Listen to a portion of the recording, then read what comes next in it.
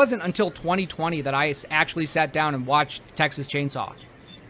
All right, how do I turn this on?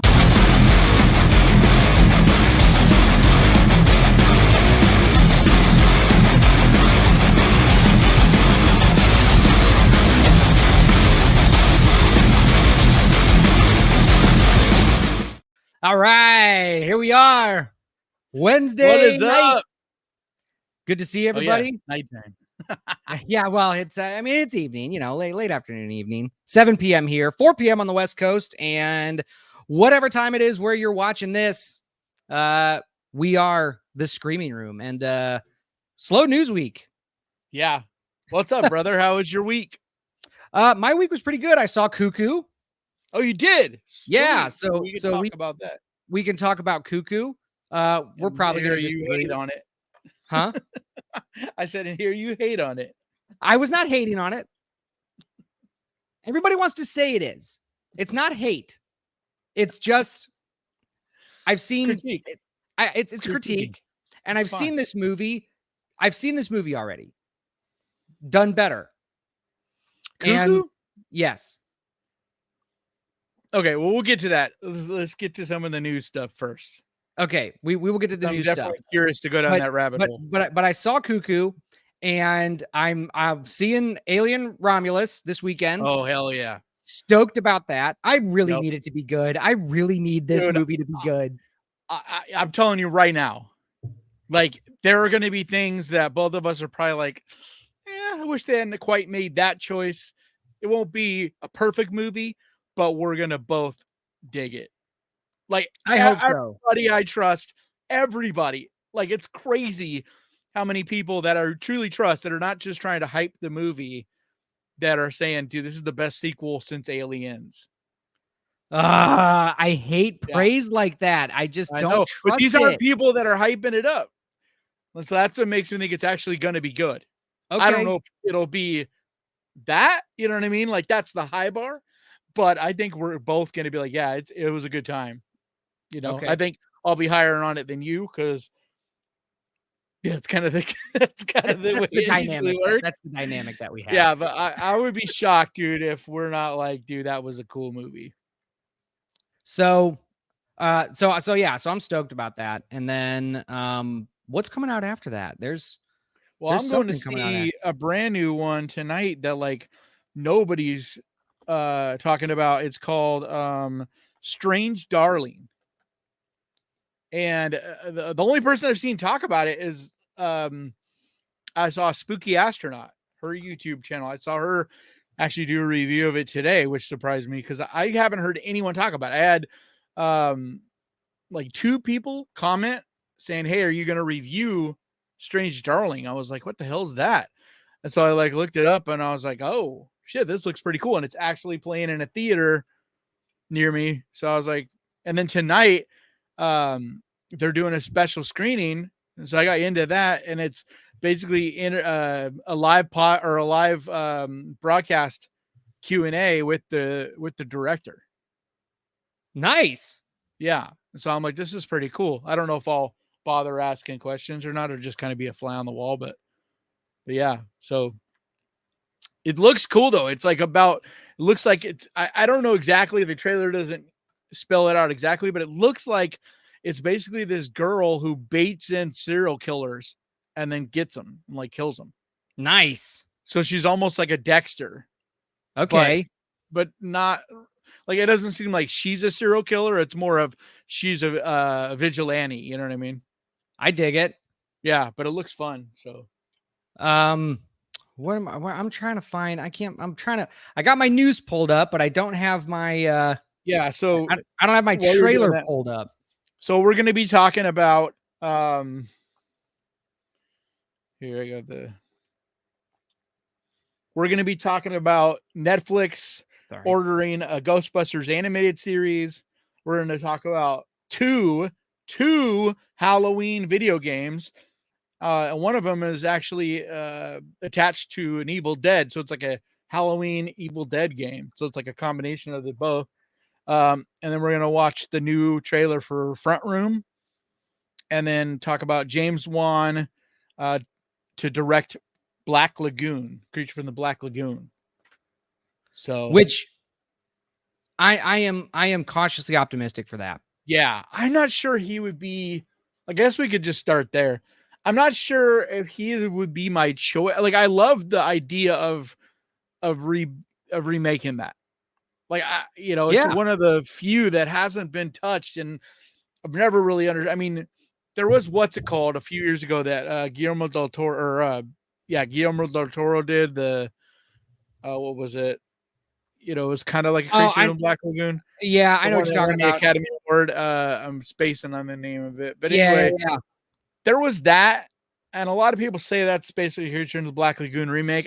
I don't really agree. It's like that was pretty different, to be honest. I mean, it was kind of like if you take Creature in the Black Lagoon and then the sequel, The Creature Walks. If you were to take those two and smash them together, it's kind of like that. But I would like to see an actual faithful re-envisioning of it, where it's, I just don't know if I would pick James Wan. Yeah, I don't know if I would pick him either. Why? Chat, help us out. What was that Guillermo del Toro Creature of the Black Lagoon type movie that won that award? Because we are both blanking, and I don't have the patience to look it up on IMDb. But yeah, I don't know. James Wan he's been so hit and miss with me. I think he's a really good producer. He's been hit and miss. What have you not liked from his catalog? I haven't liked anything. So I liked Saw, but I did not like. So I thought The Conjuring was okay. I didn't like anything Shape of Water. The first Conjuring. Shape of Water. Okay, Shape of Water. Yeah. Thank you guys. Thank you. Shape of Water. I did not like anything past the first Conjuring, and then he didn't direct, but he produced The Purge, right? That's what I was gonna say. Is I am a fan of his when he directs. Unfortunately, it's easy for a lot of people to kind of get confused now because he produces a lot of movies. He produces and ones a lot that have of not movies. been very good. Right. So it's like if you look at the movies he's actually directed, I think he's way more hit than he has miss. But see, you didn't like Malignant. Whereas I did not like Malignant. Yeah. I loved Malignant. Oh, and he also directed Aquaman. The first two Conjurings. Yeah, he did both Aquaman, but those are big those are big Disney, and like I feel like his element of it I thought was well done. Like they're both well directed.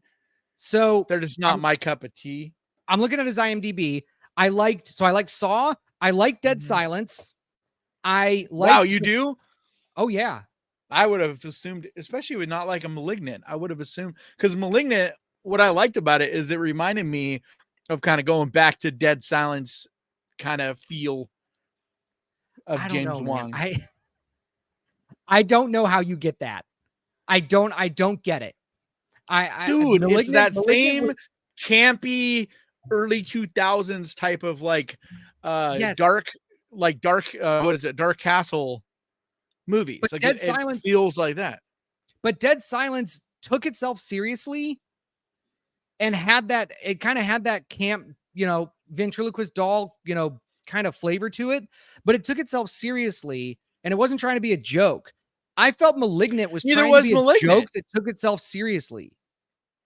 No, I don't I didn't get that. I thought it was exactly the same, where it was taking everything serious, but there was a lot of camp built into it. Like I said, it was very reminiscent of Dark Castle, especially the way that it was shot. Well, so I liked Dead Silence. I liked the first half. I liked the first half of Insidious, and then did not like Insidious Chapter 2.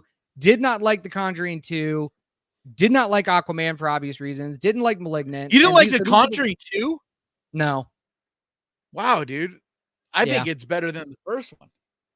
Yeah, that's what a lot of people say. It just wasn't for me. I didn't like it. I mean, The Conjuring 3 was crap, but he only produced that one. Right. But yeah, he's produced, oh my God, he's produced like over 60 movies, and he's only directed. But he's got Atomic Monster, so it's almost like you can't count producing anymore against him because it's a full-fledged company. It's like and now it's merged with Blumhouse. So it's even more like, Right. You know, like they produce Night Swim, but it's like it's hard to really hold stuff like that against them when it's a production company. There's lots of people making decisions there. I think he's much more of a money person than he is like creatively involved. Yeah. No, I get that. So, I mean, that's why I said I'm cautiously optimistic about this. So, I can read the news article if we want. Let me pull it up here. I think he's a good fit in the fact that he has proven that he can make a good horror PG-13 movie. Because that's a tough thing to do. And Creature in the Black Lagoon doesn't need to be R-rated. Like, that's one of those properties where there's no reason for it to be R-rated. Kind of like Frankenstein. Like, you could do that as well and not go R-rated with it and have a good movie. I would agree with that. So this is from Bloody Disgusting. James Wan in talks to direct Creature from the Black Lagoon movie for Universal. It says, while frequent collaborator Lee Wannell works on bringing the Wolfman back to life, we've learned via Deadline today. Sorry? What'd you say? It's Lee Wannell. Oh, Wannell. Sorry. Yeah. Lee Wannell. Via Deadline today that James Wan is in early talks to direct a new take on horror classic Creature from the Black Lagoon for Atomic Monster and Universal Pictures. Deadline notes in today's report, James Wan is developing a grounded, modernized retelling that leans into visceral horror whilst paying respect to the original classic. I mean, that's good. Unlike fellow Universal monster classics, including Frankenstein, Wolfman, and Dracula, the Creature from the Black Lagoon hasn't been the subject of countless remakes over the years. Which makes it ripe for revival here in the present day. Guillermo del Toro's Oscar winner, The Shape of Water, look, it's right here in the article. Should have read the article first. Bad host. Was heavily influenced by the classic tale, though not an official adaptation. Directed by Jack Arnold, the original Creature from the Black Lagoon came along 2 decades after Universal established themselves as horror powerhouses in the 1930s. Released in 1954, it was followed by sequels Revenge of the Creature and The Creature Walks Among Us, with various planned remakes over the years, failing to ever see the light of day. Filmmakers approached for various unmade creature projects over the year include John Carpenter, that would have been good, Peter Jackson, that would have been good, Ivan Reitman, and Breck Eisner, to name just a few. It's interesting to note that James Wan had recently intended to direct an Aquaman spin-off horror movie titled The Trench, but that project will ultimately fell apart. It seems his upcoming Creature from the Black Lagoon movie will allow Wan to finally scratch that aquatic horror itch. You're probably going to have to read the rest of the articles from now on. My brain and mouth are not connected right now. But so that's it. So just slow down. Just slow down. I just got to slow down. But that's what we got. So I would almost prefer Lee Wannell to make a Creature in the Black Lagoon. I have a lot of faith that Wolfman is going to be really good. Because, I thought his version of Invisible Man was fantastic. Oh, the one that came out in 2020? Yeah. Because like he took that same property, but did a totally unique type of movie from it. It wasn't like, it's because it's one of those things like the Psycho remake. Like, why bother remaking a classic if you're gonna just shot for shot remake it? That just doesn't work. So if you're gonna do a remake, you gotta like make it your own, make it unique. Like that whole studio speak where they're like a modern day, blah blah blah. It sounds like basically a woke version. Yeah. Like a woke version. Every time I hear modern reimagining, I automatically because I have to. That's what every single one of these movies. Speak. Whatever. It's still like even if it's studio speak, as soon as you hear a modern reimagining, it's just going to be some garbage that they're not going to care about what the actual script is. But why I say that's studio speak is because that's nothing to do with James Wan. Like, we don't know what he's planning on doing. Like, he didn't write that stuff. That's basically a studio rep or whoever that's leaking this story is what they're saying. I think we're starting to, it's why I'm excited about Alien Romulus, as I feel like Fede Alvarez gets it. Like, he gets doing a modern day reimagining of classic properties, because he gets, what made those originals so amazing, and then he just makes his own like chapter in that space. I guess, but what does modern reimagining mean? Like, you could just say an original take. Like, when you're saying modern reimagining, when you're making movies for a modern audience, first of all, what does that mean? Yeah. And secondly, that's why I'm saying that's studio speak. That's representative talking, saying the PC whatever line. Like, it's not it. If that was an interview from James Wan, or I mean from Lee, or from James Wan, that would be different. But that's just it's garbage, dude. It's it's what they always. It's just how they word it. Okay, but I agree. I hate that terminology and that way of looking at it. Like, just like, why does it have to be a modern day version of this shit? Like you said, just make an original movie. Like, make a unique movie. Just tell an original story. Yep. Boozy says, when they said Carpenter was attached to Black Lagoon remake, I was envisioning The Thing underwater. That would be awesome. I don't want to see him. If he makes a maybe movie, not I want him. But like, if he makes another movie, which I hope John Carpenter makes like at least one more movie, but if he does, it's got to be an original thing. Yeah. Like, if he attaches himself to some IP, it's going to just be him getting a paycheck, and it's going to be god awful. Yeah. No, I agree. Like, if he does something, it's got to be something that he is passionate about, like he is his music. Like, he's actually passionate about his music.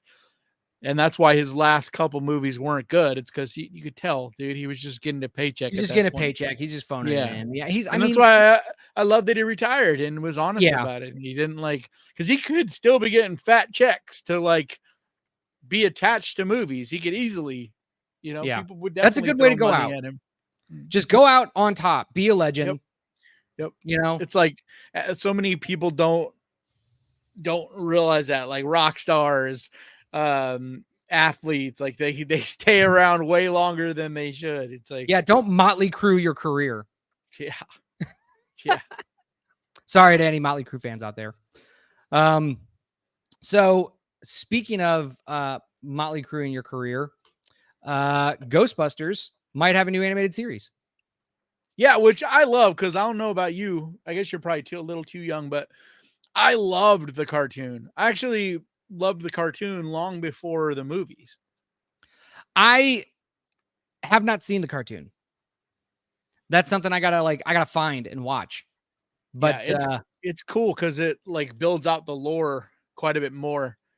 And it's what they were trying to do with this last Ghostbusters, is trying to lean more into the cartoon by broadening the team, like adding a bunch of new people into the team, because that's kind of what the real Ghostbusters TV or cartoon was. It was like this kind of a whole team of people that would do and it was fun. I'm curious to see what they do with this. I would be interested in seeing like original stories and stuff like that with new team members and, like episodic Ghostbusters stuff. I think that'd be great. I love the concept of Ghostbusters, that they're these like street level blue collar scientists that are, responding to paranormal activity. And I just think that's such a great concept. And, not everything has to be apocalyptic, Yep. And so, I think the worst problem. Yeah, I 100% agree. And I think the worst problem with this last one was it's at a point now where it's like, dude, you gotta stop with fan service. Like, quit bringing back these old men and trying to force a way for them to be in the movie. It's like, it made no sense to me. It made sense in not the last one, but the one before that. I forget the name of it now, but it made sense in that one because we hadn't had a Ghostbusters, and it was trying to basically do a sequel from like the original 3 or 2, right? Yeah. Stop with the member berries. Yeah, But it was like, I got it with that one because it's like, let's hand off the baton from the original cast into this new version, right? But everybody showed you that they liked this new cast. Like the movie did great. So then make the new one with that new cast and don't, if you want to keep Dan Aykroyd, okay, that's fine. Yeah, Like, but Bill Murray is you want to keep obviously one not in character. it. Yeah, exactly. Like, he Bill does not Murray, give a shit. Yep. He was the thing that made me groan the most because it's like, he was so fucking forced into this. He looked bored. Like, he looked like Yep. he didn't want to be there. His line delivery was so flat and shitty, so. It's actually what I'm worried about with Beetlejuice a little bit. Dude, every time Michael Keaton going to be the center of the movie again, like the original Beetlejuice, or is he going to be kind of mostly there for fan service? And I'm like, dude, if you do that, like, every time you can't do that with Beetlejuice. It's literally his name. The movie's named after that character. Every time I see new content from the new Beetlejuice movie, I lose faith. I lose faith. It looks super rushed. Like, that's what it looks like to me. It looks like this movie was rushed. I don't know what the story is. I haven't been following it. I could be completely wrong, and I'm happy to be wrong. Yeah, I'm happy to be. But when I saw it, I was like, man, this looks rushed. But anyway, so back to Ghostbusters. So again, from Bloody Disgusting, originally announced 2 years ago, a brand new Ghostbusters animated series has been officially given the green light over at Netflix this week. The website from Variety. The website notes in their report, in addition, Variety has learned that Elliott Callan has boarded the project as a writer, showrunner, and executive producer. Elliott Callan served as the head writer for Netflix's version of the classic series Mystery Science Theater 3000. He was also formerly a writer for The Daily Show with Jon Stewart.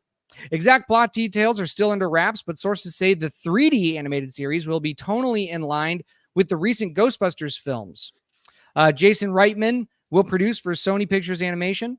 The Ghostbusters franchise has, of course, made a mark on the world of animation in the past with The Real Ghostbusters in the 80s and Extreme Ghostbusters in the 90s. James, Bill Murray was just so out of place. It was almost embarrassing, except, he got a pretty big paycheck. Yeah, I mean, that's it. And that's exactly what it felt like. Was Puppy Love wants to know if I like any damn thing. Yes, I do, actually. And we will talk about things that I like. I think I just said I liked Ghostbusters. but yes, I do like things. Don't worry. We will talk about them. Let me see here. Yeah, I'm worried Beetlejuice is going to feel I don't know if I would say it looks rushed, because it does have everybody involved, Tim Burton, like the whole cast, like they brought everybody back. So like, I feel like it's got the right ingredients. And I believe they had quite a bit of time to make it. The issue is because it was in like pre-production talks or whatever for like a long, long, long time. Yeah. I mean, like over 10 years, I believe, is when Tim Burton first started talking about possibly making a sequel. So it just looks like I don't know if Tim Burton has it anymore. Yeah. Like, it just looks to me like it's going to feel too much like a lot of these movies that make modern day sequels, where it's just fan service. Is just, like the trailer looks like they're just trying to shove every little cameo and everything from the first movie, and the story doesn't look all that, like, I don't know, original. But I guess how original can it be when it's a sequel? So I think you can have an original story with a sequel. Back to the Future 2. Yeah.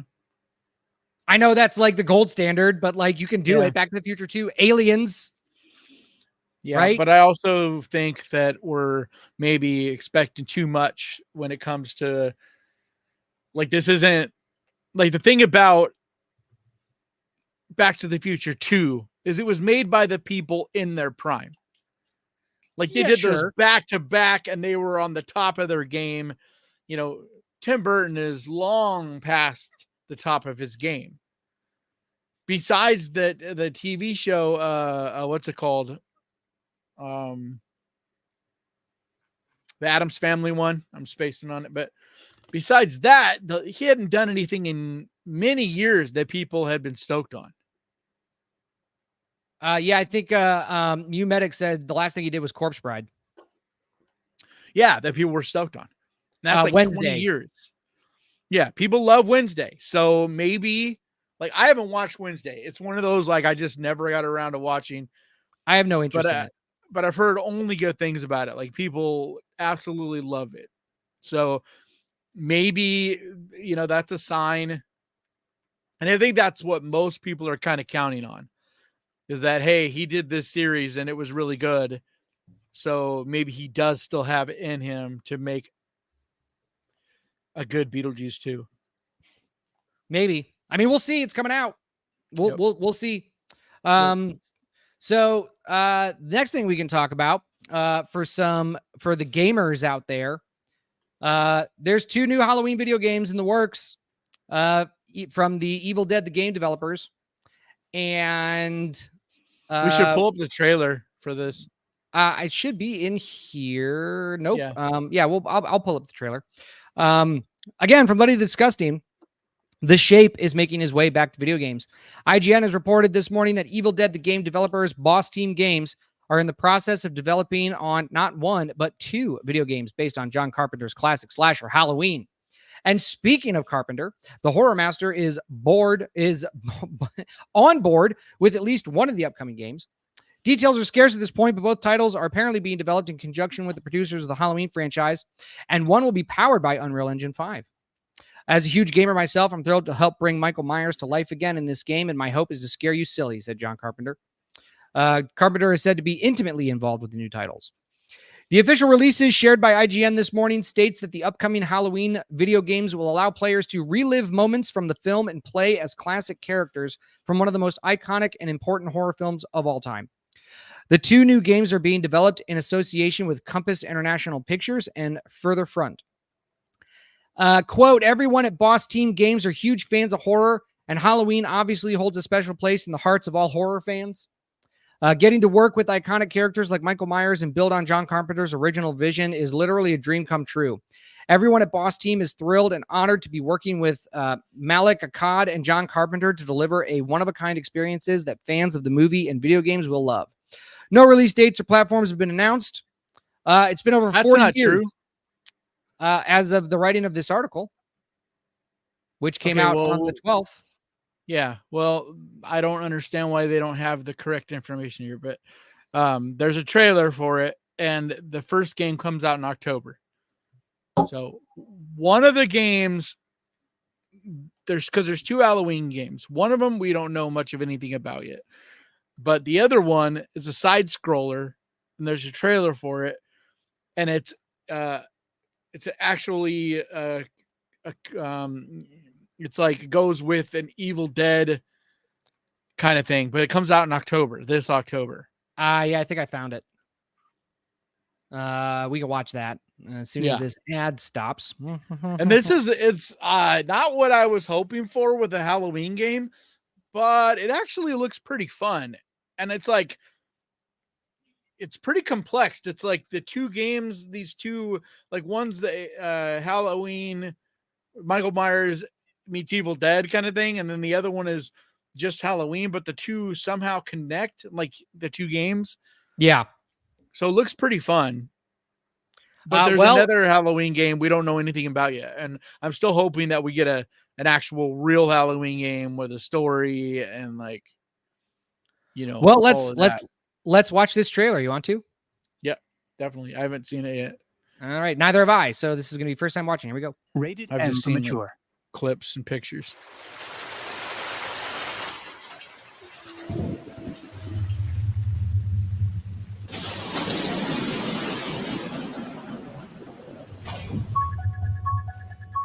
Retro Realms. Talk. Yeah, this is copyright. Talking. Copyright. I think we got it. That's one of the biggest copyright things you could get. Yeah, like, see? It looks like an this looks good. Yeah.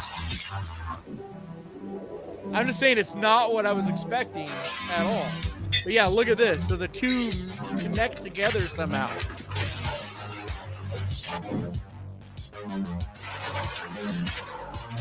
Yeah, this looks great. Yeah. Look, you get to use the car at some point. Yeah, so those come out in October, and it's like $50 for both games, and then the two games like merged together. Like somehow you can play them together. I can see myself playing the shit out of those games. Same. Like those that looks great. Yep. Especially playing as Michael Myers and playing as Ash. Yeah, and a side scroller. But I am still hoping that we get a real like thought out Halloween game, you know, not another one of these co-op things that are basically, you know, like the Texas Chainsaw Massacre one, and you know, like the Dead by Daylight, basically. Games. What do they call those? There's a certain term for them that I'm not remembering off the top of my head. Yeah, it's like multiplayer things, but like I'm wanting a real like story mode, real Halloween game. We've never got one. Same with Friday the 13th. I'm like, let's get some, like, why? It makes no sense. Like, how are there these two of the biggest properties there is in horror, and we have never got like a real legit game? It's so weird to me. What is it called? It's asymmetrical. That's what we're thinking of, is the asymmetrical format. People are pretty tired of those. They're cool, but they're just all kind of the same thing, you know. And like the Evil Dead one, and the Texas Chainsaw Massacre one, and the Killer Clowns one, they were all fun. They're all really cool. But I'm like, why are we not getting like real games with real stories and like real time and energy and money put into these? It makes just no sense to me whatsoever. Yeah. So, but those that side scroller looks amazing. Yep, it looks super fun. Looks exciting. Yeah. Does it have the date? I know it's coming out in October, but I don't know what the official date was. I didn't see it on the trailer, but I didn't see it. It comes out before Halloween for sure. Well, anyway, So we'll be able to see that. What is our next piece of news? We have the front room trailer. That's right, the front room trailer. Where did I put that? The front room trailer. Sorry. Entertain yourselves while I look for this. I have not seen this, so this will be the first time viewing for me for this. Yeah, exactly, like Castlevania. Like it looks so cool because it looks like, you know, a Nintendo type of side scroller, but like, you know, smooth and, you know, better graphics and all that, but it still has that side scroller thing. Yeah. Okay, I found it. Let me see here. Let me share. Game designers, but I wouldn't put it on game designers. I would put it just like what I do with movies. I put it on the studios, because there are tons of people out there that have these great ideas and want to make these games and movies and all this stuff. But if there's no money, you can't do it. And right, there's too many old jackasses that don't know what the fuck is going on, that run a lot of these companies. Well, because they see something that's successful. Everybody wants to be the second to do something. Yep. That's what it is. Everybody wants to be the second. Nobody wants to be the first. Nobody wants to take a chance anymore. Nobody wants to, take a risk. Everybody wants to be the second. So as soon as somebody does take a risk and is successful, then everybody else is going to jump on that, which is why, we've had all those different asymmetrical games.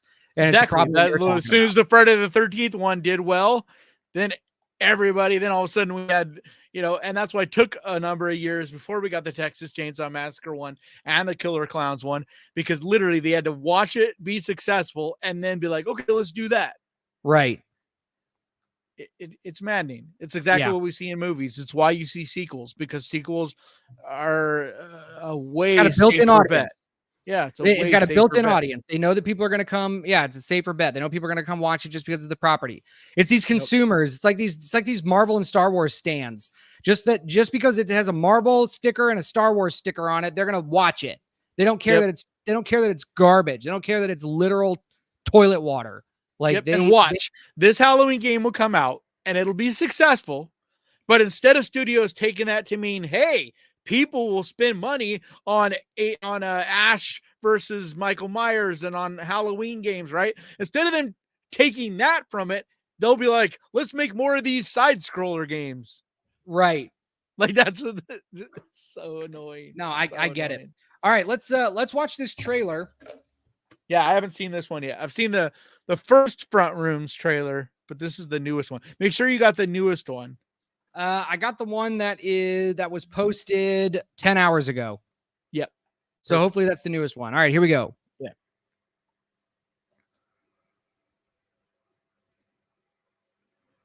That's what am I doing? I'm sharing the wrong thing. Oh, here we go. Everything is a mess. Work, this house still isn't right. What are we gonna do, Norman? Who's this? I am his mother. I'm the problem, I'm the villain. You want to give us everything? We can pay off the house with that money. If she comes to the house, we're going to be her disciples. She thinks that the Holy Spirit possesses her and gives her power. I'm the problem, I'm the villain. You must be my Norman's Belinda. Belinda, I thought you were supposed to have more interesting names. What is a more interesting name? She wants to replace me. I'm the villain. She's taking over the house. I'm the villain. My work is in the spirit. Mommy, cast out the bad one. Belinda. My name is Belinda. Belinda. All right. That's on me, that's on me.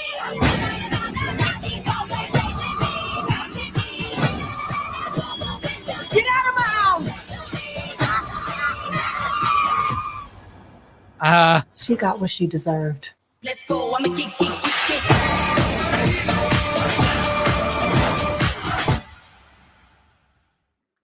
Dude. Okay. Okay. She looks creepy. Ah. But I feel like there's going to be another layer to that. Like, I feel like I hope so. I feel like we've seen like 2/3 of it basically in that trailer. But her saying like she's got what she deserves and all that. It's like, so the old lady dies. But I feel like that might not be the end of it. I just feel like there's something more to this. I mean, it's 8/24.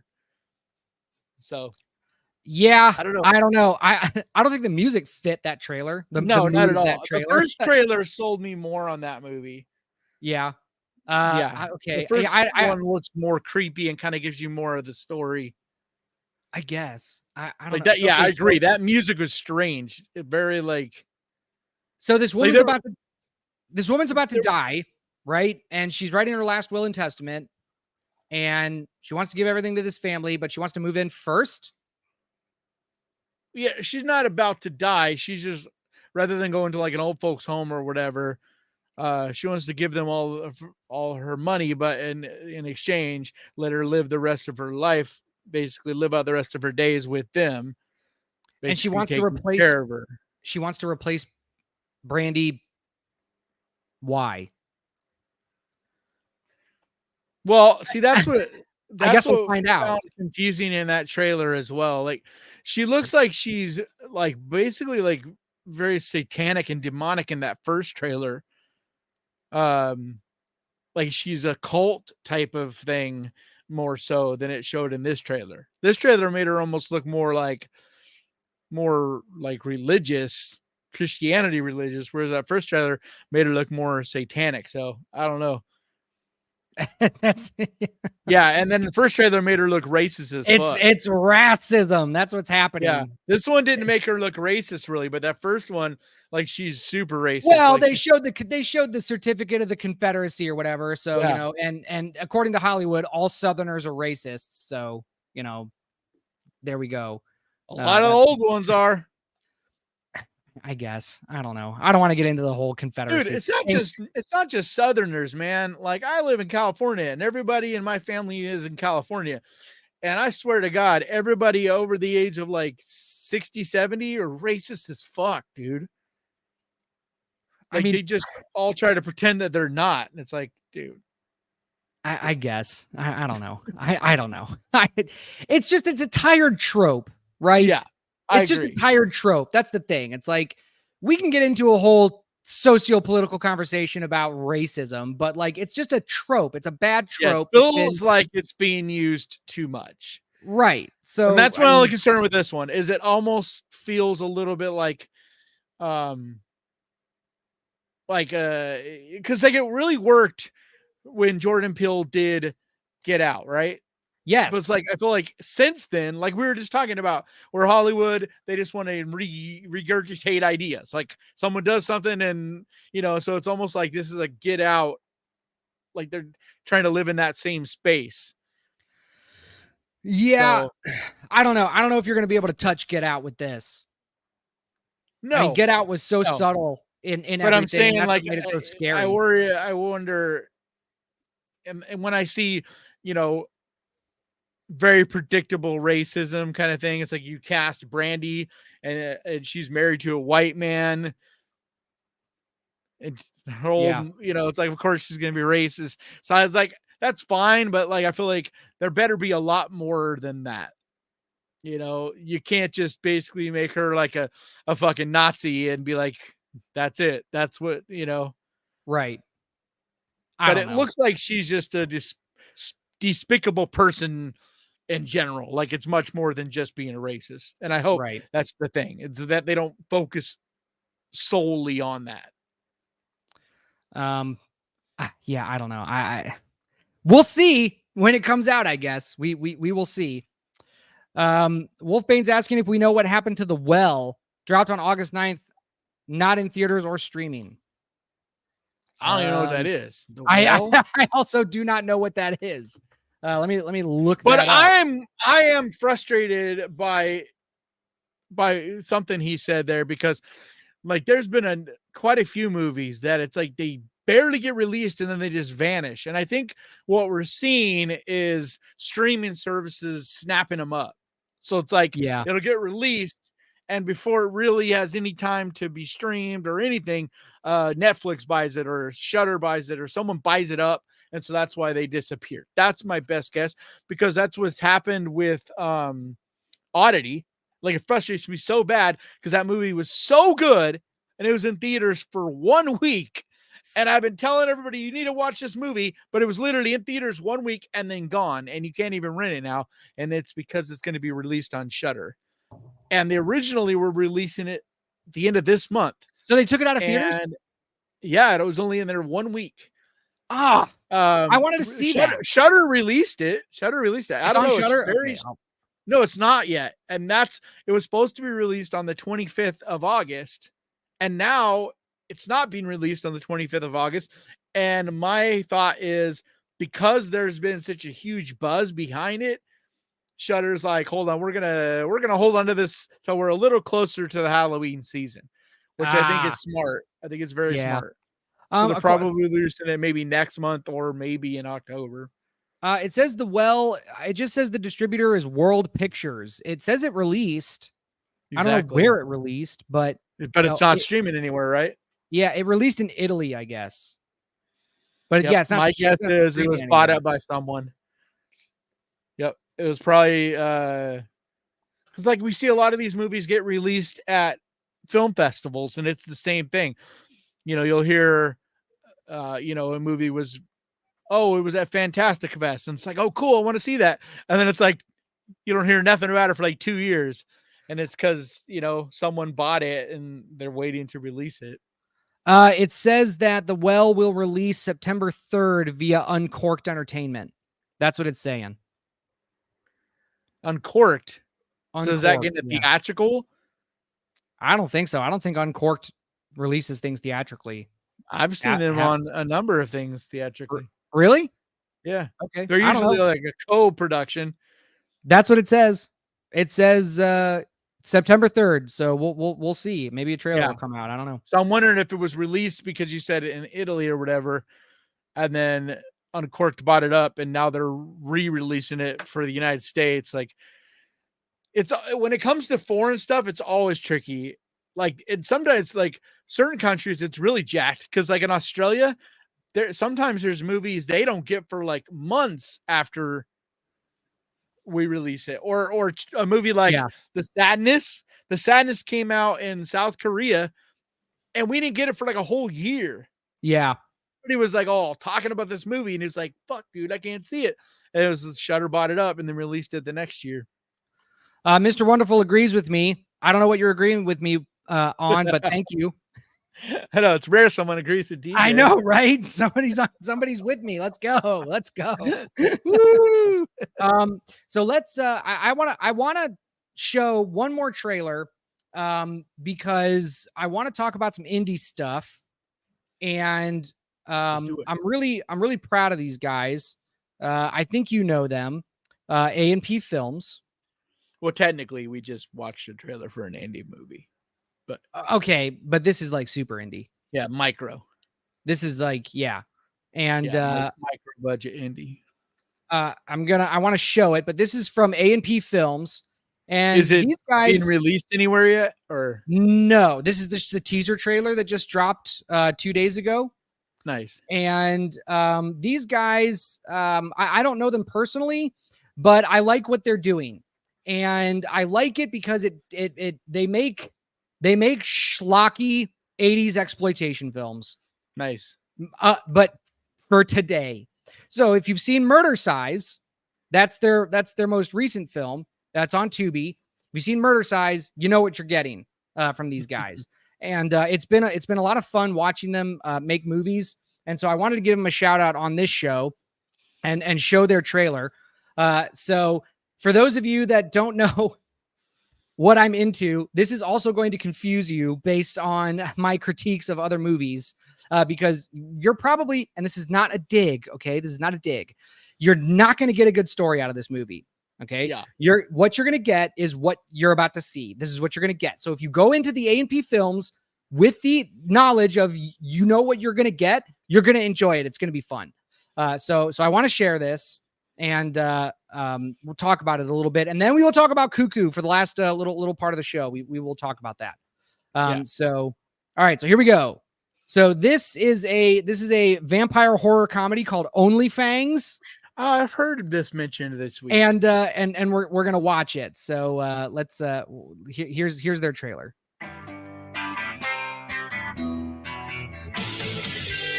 So hello. How's your date?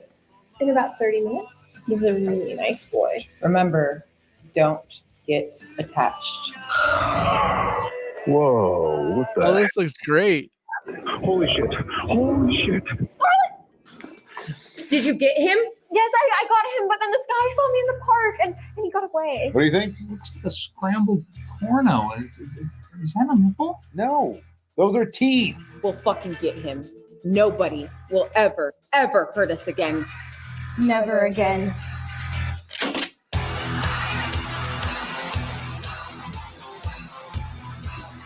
This reminds me of Let the Wrong One In. Yeah. Look, I know it's blurry, like that same level of movie. I saw that creature. Man, they got some hot women. You like that shit? Oh, I love creepy stuff. Monsters, movies, conspiracies. I love it all.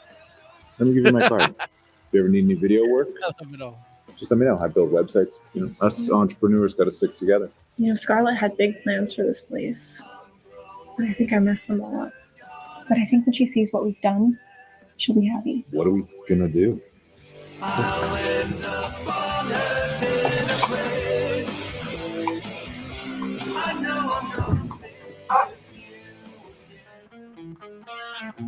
Scarlett is a vampire. Okay? Reese, Selena, Zoe, they're all vampires. What are you talking about? Like real vampires? Like I'm ready. Yes, right. like real I'm ready. He got vampires. it. Fangs. Reese bit me Did too. he not get turned? Damn. You guys let those bitches bite you? I don't know. Hopefully.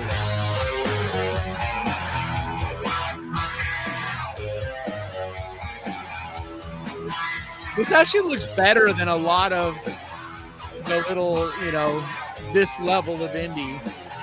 Oh yeah. Cool. So, what time does the drug-fueled crazy blood orgy start? Damn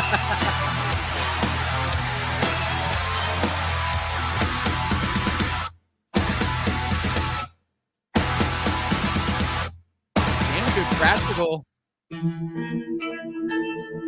Yeah, I've heard people talking about this week, so I think it's. I mean, I wanted to give. Going.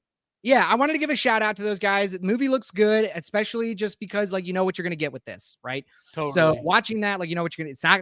You're not gonna get it for the story, right? You're not gonna get it for well thought out characters. You're not gonna get that. It's just silly. Yeah, fun. You're gonna get hot vampires murdering people, practical effects, lots of blood and gore. I mean, like it's like I will say, a quintessential popcorn horror movie. Exactly. That's what it's going to be. So popcorn and candy and just have fun. And just have fun with it, right? Turn your brain off and watch a fun movie. Like that's what it's going to be. Exactly. Which is why I like Malignant. Okay. But if you watch the trailer for Malignant, it definitely takes itself way more seriously than what this movie does. And you're saying it's that was part of the humor to it, though. That was part of like what it was doing. I don't know. Just like, for me, when it comes to types of humor, it's important that a movie knows what it is. I agree. I agree. And like I thought Malignant knew that it was like making a high bar B-rated movie. So it's like a high budget, which leads right into Cuckoo, because that's exactly what Cuckoo was doing as well, was making like an art house, higher budget B-rated movie. Every time you say art house, oh God, I just want to hit you. But it's what it is. It's like, it's artsy. It leans into the artistic creativity and color palette. And, it's not just a simple story kind of movie. No, it's not. It's as much about the aesthetics and the mood as it is, if not more, than the story. So have you seen Vivarium? Oh yeah. Love Vivarium. Okay. Did you get anything similar from Cuckoo and Vivarium? Yeah. Okay. Which movie do you feel think like they were better? the same movie? Which movie did you think executed this specific plot and Dude, I thought they were quite a bit different though. No, I agree they're different. And that's tough especially in terms of quite quality. A bit different. I don't agree at all. Like, I feel like they're just doing for something totally different. Like, because Vivarium wasn't going for the B-rated, Cuckoo was intentionally trying to be B-rated. Like Dan Stevens' character, his dialogue, the way he's performing that role, like it's meant to be this B-rated movie that's campy intentionally, but yet doing something super artsy and creative and like unique with the visuals and the structure, the way it's edited together. What was creative and unique about the visuals in this movie? I think it looked exactly like. Are you kidding? I think it looked exactly like In a Violent Nature. What? Just a different aspect ratio with the color palettes, with the color palettes, the costumes. The way this is edited together is like it's edited like. There's so many scenes, like the car accident scene, like the way that's edited together, like you're talking about the aspect ratio. You're focusing on the way it's shot. I'm not talking about that. Like the technical stuff is not where I live. I'm talking about the mood, and like there was this really vibrantness about it that I thought was awesome because of like where it was shot and the way the costume design, and even the villain in this, which I don't want to give away, but even the villain in it, like who the villain is. Made this villain look. What? No, you don't. Yes, you do. As soon as you see them on screen, you're like, okay, this is the bad guy. No, you're talking about Dan Stevens. I'm talking about the actual villain thing that's in it. You're talking about the Dan Stevens is like the head honcho guy. That's not what I'm talking about. Like, yes, from the literally the very first, which is exactly what I mean by it's intentionally campy. It's intentionally B-rated. Like, because the moment you see Dan Stevens and like the way he opens that door and everything, it's so funny because you're immediately like, yep, he's the head, like the head villain. He's the brains behind this operation. I did not get any answers in this movie. And this is my biggest problem with the movie is that they set up all of this stuff and then there's no payoff. There's no answer. There's no answer to the why. Why is he doing this? Why is the family here? What's going on? Then there's no answers at the end. She directly asks him that question and he directly answers that question. And it's the funniest part, like the funniest line in the movie. It's in the trailer where she's like, why are we here? And he's like, because you belong here. But like, I can explain exactly. That's not an answer. Why do they belong there? What? Well, no. Because I don't want to get into spoilers. I know that's what's tough. Like, I thought it was pretty like clear, like because the main character, like the villain, not the head honcho Dan Stevens, but the villain thing in this is connected to the family. Right. That's what we're supposed to think. What do you think. mean why the family's there?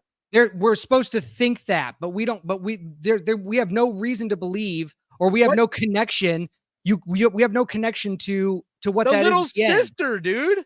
Yeah, I understand. But the creep.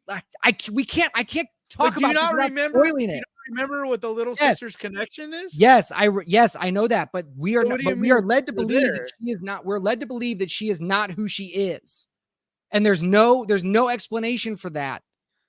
And when at the end, when the big reveal happens, and we're supposed to see how this connects to the family, it doesn't make any sense. And then because they showed it earlier with the detective. Huh? They showed it earlier with the detective how it plays out. Remember when the detective talks about the scene with his wife? And that's why that one hotel room is important? Yes. I get it. So then I don't understand how you don't understand why the family's there. Because no. So the mechanics of the movie, just because they're explained in that scene, the mechanics of the movie do not play out that way. They say what the rules are of this thing that they're doing. Basically an old school B-rated monster movie is basically what it is. Like those old school sci-fi.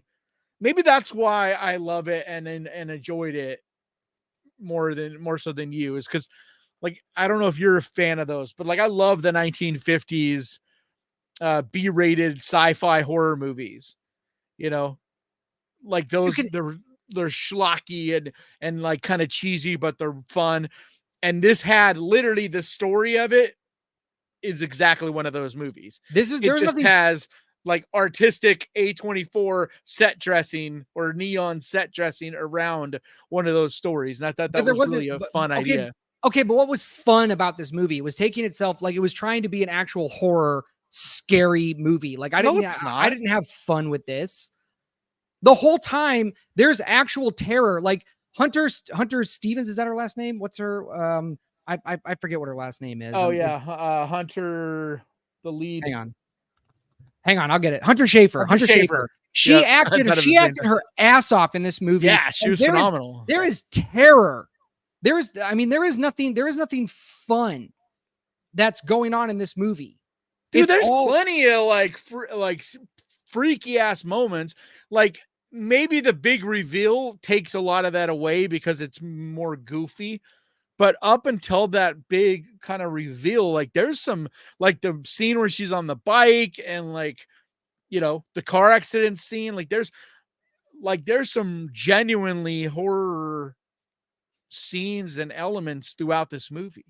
It felt to me. But I don't think it's trying to be a scary movie though either. I think it's trying to have scary elements and scenes, but like overall, like I said, I think it's a B-rated, like one of those old 1950 sci-fi movies, like at its bone structure. I think it was trying to do both. It I was. I think it was trying to do both, but it didn't. Dude, I would have been shocked. Well enough. I would have been shocked if you said you really liked this movie, because this is very much like this is one of those. It's either you're gonna really connect to it, like I said in my review of it. I was like, you're either gonna really connect to this movie and like get a kick out of it and really enjoy it, or you're absolutely not, and you're gonna be like, this movie's stupid. Because it is like, but that's kind of the point. It is a kind of stupid movie. It isn't a real A to B horror movie. It's very weird and very, very kooky, which I think is like the Cuckoo name. I think that's like, I'm not exactly sure what the name means, but like, I think Cuckoo, at least I took it like, the whole cuckoo, like that kind of element. Well, yeah, from the name, even though it's pronounced or spelled different. It's the name of that bird. And it's spelled different though, isn't it? No. Is it spelled the name as the bird? If you Google the cuckoo, either way, common cuckoo, like it's spelled like that. Yeah, but either way, like that I felt the name was directly meaning like this movie's cuckoo. Like this movie is, like when people say someone's cuckoo, like they mean you're a little crazy, right? Like you're a little touching head. And I felt directly that's what this movie was. It's just which is what I loved about it. So like, because to me, it's all about something unique and fresh and different. And this movie was different. It wasn't Vivarium. This was not a fresh, unique, original movie. You were always so caught up on story. I know. Yeah, I know I am. Like you can say that about so many movies, dude. Like so when you boil down the stories, and I'm going to continue. So many movies that are all really based on this. Like the whole thing where there's only 4 different, right? It's 4 different stories, period, and everything is a version of that. So it's like you can always. There's one story. Humans have been telling the same story throughout history. No, it's not. No, it's the hero's journey. It's 4 different types. There's 4 different types of story. There's 4 different types of stories, but they all follow the same basic plot structure, or at least they should, of the hero's journey. So where you make a movie different or a story different is with the set dressing, with the bells and whistles, like how you tell the story. So like if you're reading a story, right? If you're going to read a story to a kid, you can read it in your normal voice and just read it, right? Or you could put inflection on your voice and give it color and flavor and all that. And that is going to make that exact story totally different. 2 different people could read that exact story and it could be completely different experience as the kid sitting there listening to that, nursery rhyme or that story before bed, based on the inflection and the way that story is told to you. And that's the stuff I pay attention to. And like, I feel like you pay so much attention to the story, which is fine. I'm not judging you for doing that. What I am not even judging you, but I always get on you about is that I feel like you don't pay attention to what makes the stories different. I mean, what makes the stories different is that these are different characters, and this is a different. I guess. Sorry, somebody's revving their engine out there. Because it's like Resident Evil, right? The original Resident Evil, and Fede Alvarez's Resident Evil. If you go on based on the story, they're pretty much the exact same story. The only thing Fede did different is the whole drug addiction element. But other than that, it's pretty much the exact same story. And yet those are absolutely different movies.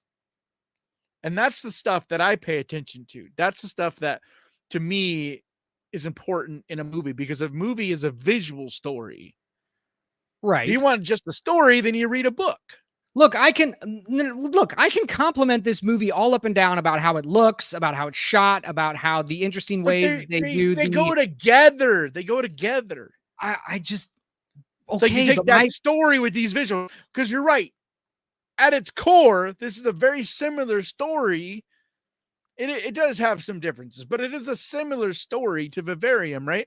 But they both are dramatically different in the visuals and the characters involved, and even the stuff that happens to them is completely different. So, like, to me, they have basically the similar story, but but they're totally different movies. I understand. I just think Vivarium did this better. But it's totally different. Cuckoo, It's just, I think Cuckoo is suffering from an identity crisis. That's what I said in my review, is that it doesn't know what movie it's trying to be. And so it should either be that B movie giallo type horror that it is, or it should be a straight up elevated horror, if that's what you want to, the term that you want to use. I know that neither of us really like that term, but if that's what you're going, that's why I use art house, because I feel like art house is more fitting, because it's like art houses, like little art houses all across the country, and forever movies like this only got seen in those. It's amazing that now with Neon and A24, like these kind of movies are in legit. I mean, like, I feel like a lot of times we totally forget how, or don't appreciate what a big deal that is, because these are literally movies that 10 years ago you would only have seen, like you will like, I still see them, like Titan or Titane, however you pronounce that. I saw that in a little art house. A lot, like tons of these movies were only seen in these little art houses that are finally now, like this year, with Immaculate. I mean, these are movies that are making real money in real theaters. And like, it's amazing. It's crazy. Like, even if you don't like them, if you're a fan of the genre, like, that's amazing. Yes, that is great. That's all well and good. But I felt like this was trying to blend those two together. I just don't think it did a very good job. That's possible. I'm not saying you're wrong. I mean, it's kind of a matter of opinion, but I don't think it had an identity crisis, because it was trying to be both. It was trying to blend together both. It was trying to take that B-rate, and I'm not arguing if it works or not. I'm saying what it was trying to do was take that old school B-rated, 1950s sci-fi story, and Bones, and put that art house, modern A24, artsy style and rapper, like that kind of acting, that level of art design, all the like creative elements that make these art house movies, just trying to put those aesthetics and wrapping around that bone structure. And that's what I liked about it, because it was trying to do something different, which I'm not saying it has to work for everyone, but that's what I appreciated about it. It's like what I was talking about with experimental stuff. Like, it's important to do experimental stuff, even if, like, I wasn't a big fan of Skinamarink, but I love what it was trying to do, because it was doing something different. That's what I mean when I say this movie is unique and doing something different. All right. Well, if you like movies and you want to see it, if you like those movies and you're looking for movies based on that, then yeah, I guess I would recommend Cuckoo. But if you're looking for a movie with a story that makes sense, I wouldn't recommend it. Because I don't think it did. It does make sense. It's just goofy. It doesn't make sense. There is no sense. It's just a very Cuckoo kind of story. Yeah, I would agree. But it does make sense. Like, all right. It doesn't, but we can't talk about it. I know now. It's so hard. Maybe next week or the week after, like after this movie's been out for a little bit, we can talk about more spoilery stuff. But like, that's just the only thing that sucks about this, is that it's just okay. Too what new. Is your favorite horror movie so far this year? Honestly, man, it's hard for me to say, because I was coming into 2024. I was like, all right, we got some horror movies that should be good, that, we're looking forward to. And they have not been to that level of quality that I'm looking for. So I guess what was your favorite last year? What was your favorites from last year, or favorite? My favorite from last year, I got to think now. It was probably not in a violent nature. That was this year. It was probably, When Evil Lurks. When Evil Lurks. That's it. That was probably my favorite one of last year. Yeah. I gotta look up. I gotta make sure that I'm not forgetting about anything, which I probably am. Were you a fan of Evil you know Dead what? Rise? Was I a fan of what? Evil Dead Rise? No, but for reasons that I understand are probably not very good. So I won't like get into that. I liked the first Evil Dead remake better. Yeah. Fede Alvarez's version. I think most, like, if you have to compare the two, which I don't like comparing the two, because to me, like, there's a world where I love the fact that both exist. Yeah. But like if you compare the two, Fede's version was definitely the superior movie. But like I love what Evil Dead was doing, or Evil Dead Rise was doing. Like the whole family connection, I loved that, and taking it to a different location. Like everybody was all, Evil Dead can't happen if it's not in a cabin in the woods, and it's like, dude, if the franchise is going to move forward, it needs to be, you can't literally just make the same movie over and over. Otherwise, what's the point in making sequels? So I think it's a toss up. It's going to be a toss up between When Evil Lurks and Thanksgiving. So that's wild to me.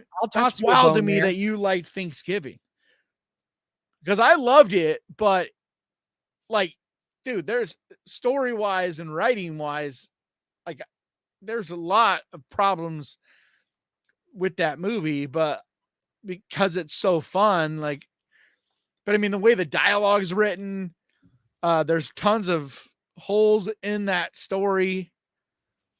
But I've also seen Thanksgiving 6 times, so yeah, no, I get it. No one likes. I loved it, but I loved it. Apparently, Guillermo del Toro said, "Talk to Me" wasn't high up for you. Was that last year? Yeah. No, I guess Talk to Me was good. No, Talk to Me was good, but I still think Talk to Me was like number 2 for me. I think. Yeah, I still think my 2 favorites were Thanksgiving and yeah, Thanksgiving was on my list. So was Saw. Yeah, Saw was good. No One Will Save You, I thought was really good. I didn't like the ending, but I thought No One Will Save You was good. I want to read this quote real quick, because then we got to get out of here because we're running late. Guillermo del Toro apparently says no one likes a movie because it makes sense. That's wrong. So why should you dislike it because it doesn't? Yeah, that's a bad quote, Guillermo. Hold on, say that again. No one likes a movie. Apparently, Guillermo del Toro said no one likes a movie because it makes sense. So why should you dislike it because it doesn't? That's just a bad quote. I don't know. No, I don't agree. I get what he's saying. Like, no one pays attention to the making sense part when they like a movie. Like, how many times have you heard someone say, "Man, I love that movie. It made perfect sense."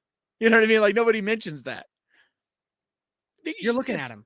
No, you still wouldn't say that, though. Like, if you really liked a movie, you're not going to say, "I liked it because it made sense." This is where I would push back on that statement, though. It's like, you shouldn't need to say something makes sense. Like, everything should always make sense, so to speak. You know what I mean? So it's like, no one says, "Hey, remember to breathe." It's like, well, right. Of course you're going to breathe. So, so that's where I would push back, but I get what he's saying. And if it's done right, a movie not making sense can be great. It can, like, be kind of part of the charm or part of the creativity that's involved. It's just about how it's done, I think. So here's the like olive fried branch. berry. Fried berry makes no fucking sense, but that is what makes that movie so fun and quirky and just wild. So here's my olive branch to that. Cube. Right? Cube, you don't get an explanation in that movie. You don't know why. We don't know where Cube came, where Cube came from, who designed it, why these people are in there. You get you get clues, but it's never wrapped up. But at the very end, at the very end, you at least understand why everything that's been going on, why it makes sense, so to speak. Like, you don't get an explanation on how it happened or any of that, but like, it basically has this more existential, like, it's like the camera zooming out, so to speak. What I'm trying to say is the reason why context, but you're also realizing there's a much bigger question and a much bigger reality than you realized. Right. And like Dark City does the same thing. What I'm trying to say is that just because you don't get a clear picture, you don't get a clear why, the movie's still good because it's scary, it's suspenseful, the characters are very interesting, all of the characters are very unique. There's some tropes in there, but the mystery and trying to were figure out less what's going tropey on. when it was made, though. I understand, but no, I'm saying a lot of that's- people will criticize that, but it's like, dude, when it was made, you got to remember how much less of horror existed. Like Right. those weren't exactly tropes yet. A lot of those have become tropes because of Cube, not the inverse.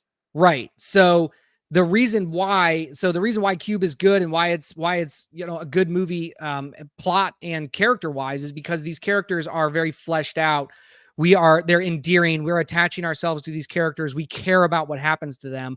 I didn't really care about what happens to the characters in Cuckoo. And I was trying to figure out the mystery. I was like trying to look for clues and figure out what's going on. And as the movie develops and you're starting to get some reasons, I'm just starting to have more questions. And I'm starting to be like, why do I care about these characters? But we spend a lot of time. I argue that's exactly the point. Like it's trying to cause that feeling in you. I just can't accept that. The thing about art is the whole point of it is to affect you. So to me, good art is art that affects you. It doesn't have to be like what you always see things in this little box where it's like, or not even a little box, but you always see things in like this box where it's like, this is where everything is supposed to fit. But I don't see it that way. I look at it the opposite, where everything to be good art needs to break out of that box because we've already seen everything that's in that box. So even if it isn't successful at doing a good job of breaking out of that box, as long as it's breaking out of that box, it's still successful art. And so that's my view of Cuckoo. I'm not saying it's my favorite movie. It won't be my favorite movie of the year. I'm not even sure it'll be in my top 10. Like probably not actually, but it might be once it depends. But I still think it was a successful movie. I was entertained. When I left the theater, Yeah, I was had definitely questions. not bored. I was thinking about it. I was mulling it over in my head. To me, a good movie or a quality movie is a movie that I still remember. I remember things about it. I remember, you know what I mean? Like I could talk to you about this and remember most of the movie. That is a big deal because so many of these movies, like Blumhouse movies, I couldn't they're tell you forgettable. shit. Yeah, like as soon as you walk, a week as soon as you later, walk I'm out of the like, theater, yeah, no, I get it. All right, like we I could gotta literally wrap up. like Night Swim. I could tell you like, yeah, I know I have to be at the theater in 30 minutes. So yeah, we gotta wrap up. I just want to answer John Connor. Yes, Chud fans. I am a Chud fan. So there you go. There's gonna confuse a lot of more people out there. That was random. Chud or like they are not good movies, but I enjoy them. I enjoy the shit out of them. And that's what I'm talking about is movies where it knows what it is. Chud knows what it is. It's not trying to be heady or introspective or artsy or any of that. It's just stupid fun. And like, I think sometimes it's okay to be both, to kind of be stupid fun, but trying to do it in a unique way. Either way, I get what you're saying. And I'm not saying you're wrong. It's all perspective and opinion and all that. So I'm not trying to say any of you what you think is wrong about Cuckoo. I just think that you need to lighten up a little. All right. Well, that being said, that does it for us today and for this week. Thanks everybody. Like I talk to people all the time. Hold on. What I say to people all the time: watch more movies. Yeah, that's right.